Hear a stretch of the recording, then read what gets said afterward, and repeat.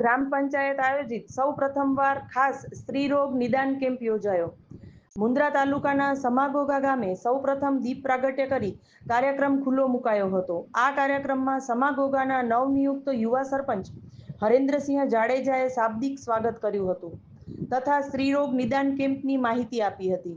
સ્થાનિક ડોક્ટર કનૈયાલાલ રાસ્તેએ કહ્યું હતું કે સમાગોગામાં સૌ પ્રથમવાર સ્ત્રી રોગ નિદાન કેમ્પ યોજાયો હતો।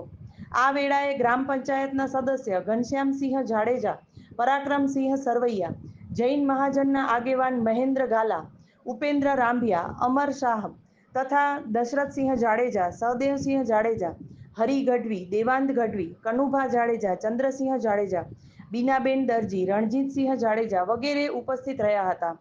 જેમાં મુન્દ્રા સરકારી હોસ્પિટલના ડોક્ટર મંથન ફૂફલ, ડોક્ટર તીર્થ પટેલ, હરિભાઈ જાટિયા એ સેવાઓ આપી હતી તથા સ્થાનિક સ્ટાફ એ આયોજન વ્યવસ્થા સંભાળી હતી। સર્વેનું ગામ તરફથી સન્માન પણ કરાયું હતું। કાર્યક્રમને સફળ બનાવવા હકુમતસિંહ જેઠવા, જનકબા જાડેજા, સરોજબા ઝાલા, વર્ષા રાંભિયા, વિશાલસિંહ જાડેજા, રવિરાજસિંહ જાડેજા વગેરે જહેમત ઉપાડી હતી।